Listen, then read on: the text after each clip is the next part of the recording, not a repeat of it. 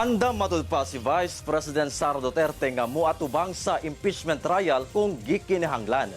Kini ang gibutyag sa iyang kampo dungan sa pagsumite nila sa Senate of Impeachment Court o mga tubag sa bise sa Articles of Impeachment. Balitang hatod ni Argil, relator. 5 kamaleta ang dala sa mga abogado ni Vice President Sara Duterte ngadto sa Senado. Sulod niini ang mga kopya sa iyang mga tubag sa Articles of Impeachment. Hangyo nila sa Senado, ibasura ang impeachment complaint batok sa bise.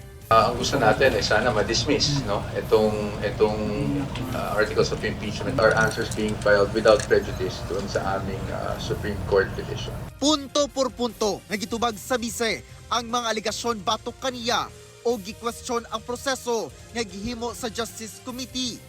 Nag-trial daw ang House Justice Committee bisan ang Senado lang ang dapat nga mamahimong mulusad niini.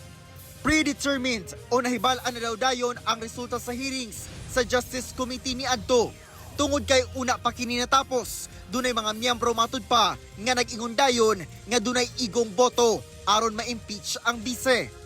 Kalapasan sab daw sa rules of fair play ang pagsulod og mga bag-ong ebidensya sa hearing nga wala sa original nga impeachment complaint. Gi-question sab nila kung anong gi-appeal sa impeachment complaint ang mga gihimo ni VP Sara una pa man kini nahimong Vice Presidente.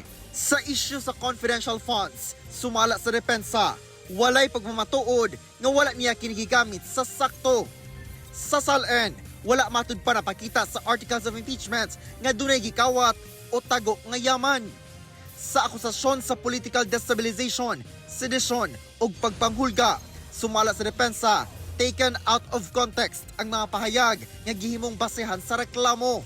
Wala sab daw sa mga aligasyon ang magpamatuod nga dunay gihimo ang bise nga culpable violations of the Constitution, bribery, graft and corruption, high crimes o betrayal of public trust.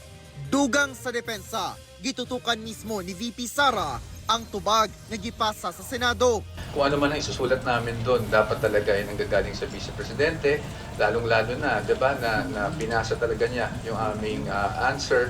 At siya nagpapatunay na lahat ng nakasulat doon ay nakasaad ng mga depensa para sa kanya.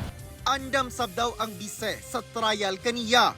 Muatubang daw siya sa korte kung gikinahanglan. Parating siya nasabi kailan haharap si VP, but I think we have to contextualize yung pagharap. The fact that we filed an answer now, kung inaharap na ni VP, itong mga paratang laban sa kanya. Humani ini, dunay 5 ka calendar days ang mga kongresista sa prosecution team kung buot nila nga motubag sa gilatag sa depensa. Sa July 6, nakatakdang magsugod na ang trial kang Vice President Sara Duterte. Ako si Argil, relator. 1 Mindanao.